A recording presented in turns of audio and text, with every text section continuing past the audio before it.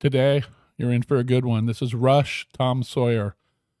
Rush, my all-time favorite band. Neil Peart, my all-time favorite drummer. Yeah, intro. What is audiology?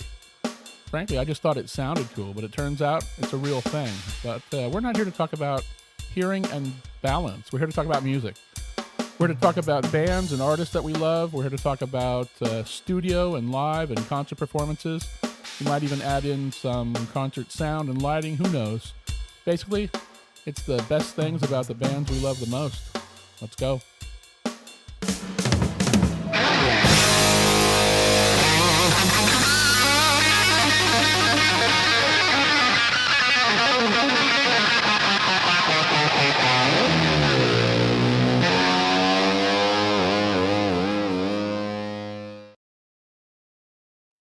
Today is going to be awesome for several reasons. One, it's Rush, my favorite band. This is Alex Lifeson, guitar player. This is Geddy Lee, bass player extraordinaire, lead singer, keyboard player, you name it. And this is the professor, Neil Peart, an idol of mine, a huge musical influence of mine. I started playing drums in third grade, concert snare, that kind of thing, and dabbled in a little bit of drum kit when I got a little older. But when I was a sophomore in high school in 1981, one of the classes I had was mechanical drafting. And that teacher allowed people to bring in music and play it. And someone brought in Exit Stage Left, which was the live concert that had a lot of songs from Moving Pictures, which is the track one is Tom Sawyer. And my head blew. Boom. I learned so many things from Neil Peart. I learned about cymbals I never heard of, China cymbal, splash cymbal, and sounds, and the tuning of the drums, and how basically drums are an instrument. You know, I thought of them more as a way to keep beat. I became a percussionist rather than a drummer, and that's been a huge influence on my drumming. Also, the reason today is going to be an exceptional analysis is because these are the actual stems. These are not AI removed and isolated, which typically result in much less sonically crisp and dynamic samples. So these are going to sound much better than some of the AI analysis that I've done. And that's just a limit of the technology. It's hard to reverse engineer music backwards. In any case, Rush. Again, favorite band, favorite drummer. So many songs I love, but this is certainly one of them. This is not the same anthem that Subdivisions is, but certainly this is an anthem. And I can't say enough about these guys. So let's go.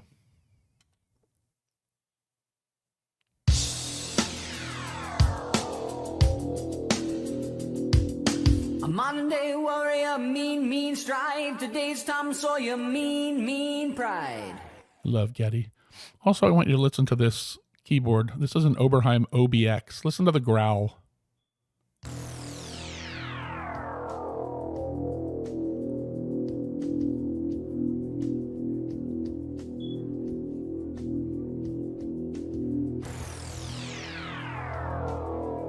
So good. And you might notice a little bit of drums. You hear that's bleed through from analog tape back then. Let's listen to the whole thing.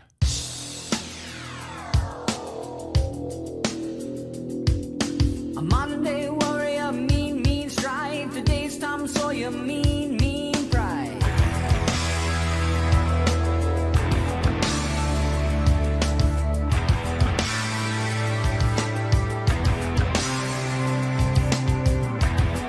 Though his mind is not for rent, don't put him down as arrogant. His reserve a quiet defense, writing out the day's events. No river. Geddy's range is amazing. Let's listen to that whole thing with instrumentation. His mind is not for rent, don't put him down as arrogant. His reserve a quiet defense, writing out the day's events. No river.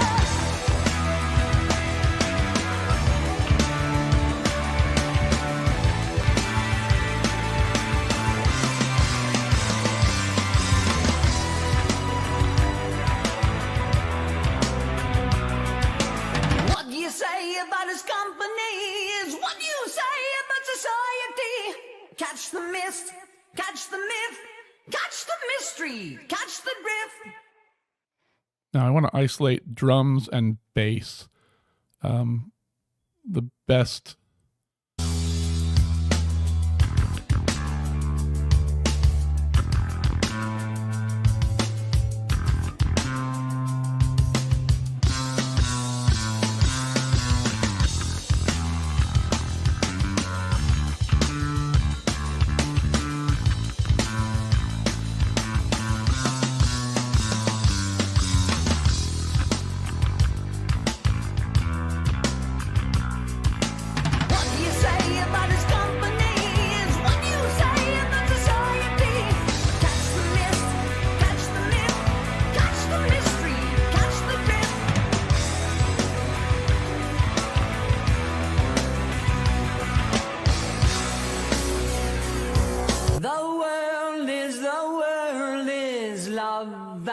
Life are deep, maybe as his skies are wide.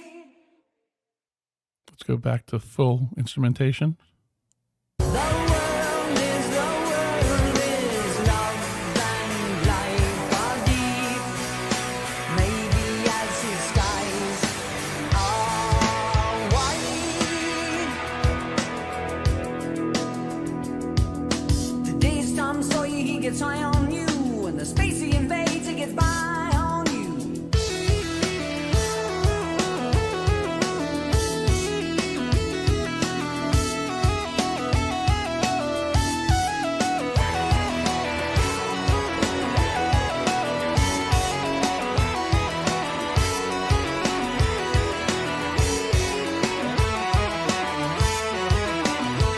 Let's isolate Alex's guitar solo.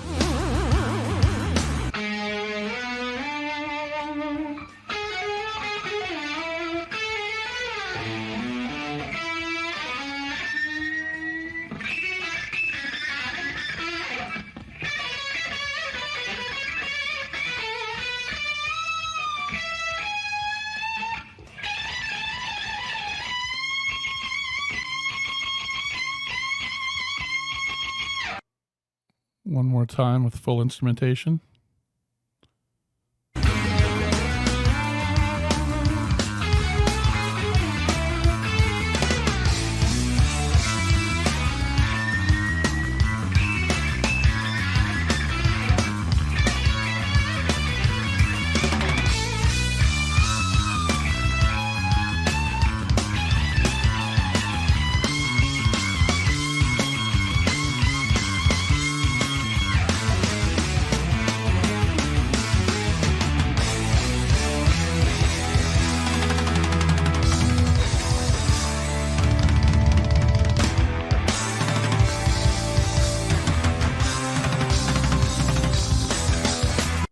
Let's hear that break, just drums and bass.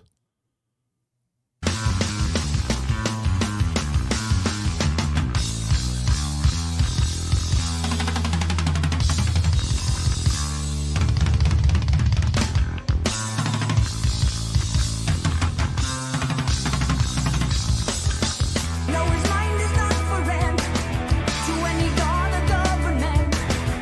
Always hopeful yet discontent. Those changes are permanent. God changes.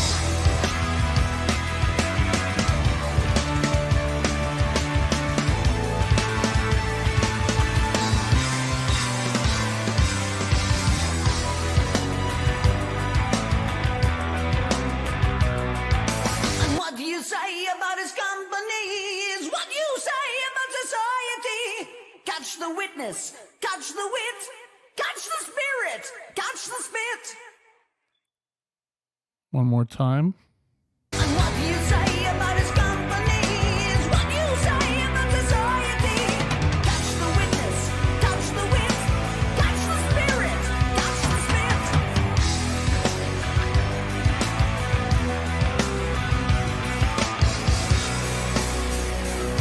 The world is love and life are deep. Maybe as his eyes are wide.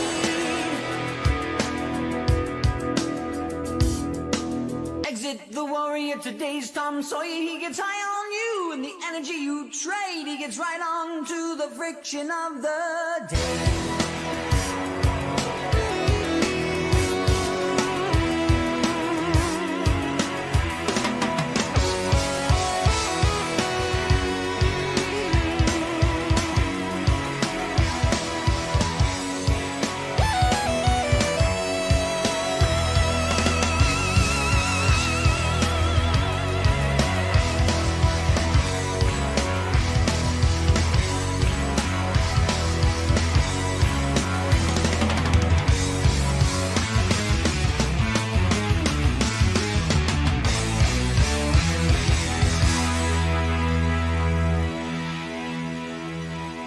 Now, those of you that know this song may wonder what's different about that ending. It's because it's a fade out in the studio. So they play through the track and then it's faded out from this point forward.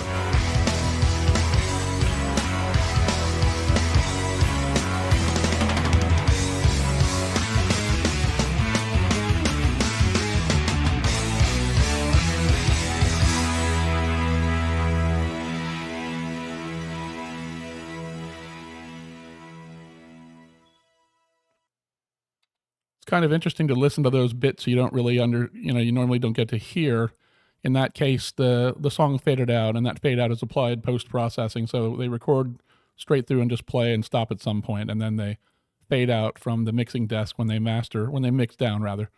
And that song, what can you say? Geddy Lee, I mean, I think this is the best period of Rush, from 80 to 95 maybe. Now don't get me wrong, I love their other stuff, their older and their newer stuff.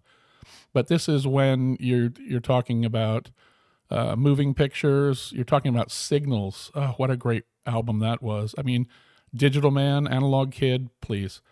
In this case, though, imagine a young high school kid who played drums and thought he knew what drumming was. And then, I mean, honestly, I heard this and I was like, what is this? And I'm embarrassed that I didn't know it sooner. But once I knew it, man, I sat how many hours, hundreds of hours, thousands of hours in the basement learning these drum parts. Proficiently, I can play some of the stuff very well, YYZ proficiently, but you get into some of the harder, longer works like, I don't know, La Villa Strangiato, for example. No. In any case, Neil Peart was the biggest influence I've ever had in any career or hobby or pretty much anything else I've done that I wanted to be good at. And I consider him, he's launched how many, probably millions of drummers, but also millions of air drummers. I mean, that break from the center in the middle of that song, I mean, how many people aren't playing that in their car when they hear that on the radio? So again, this sounded better than normal analysis because these are stems from the actual recording. They are clean, they are dynamic, and you heard a little bit of bleed over in that synth track, for example, because on analog tape, the signal from a hot track next to that track would bleed over. And so the best you could get when you isolated that track would be that little bit of bleed over. And that happened. And so you would, in an analog studio, you would plan where your tracks are going to be to try and keep the ones that needed the most pristine, dynamic range and quiet sound in between instruments to be on the tracks that were removed or far away from the louder tracks that were, being pegged some, the signal. In any case, don't want to get too into that. It's for another time, perhaps. If you're a Rush fan, please let me know what you'd like me to possibly analyze next. I can't say enough about this band. Rest in peace, Neil Peart. And hope you like this episode. I'm out.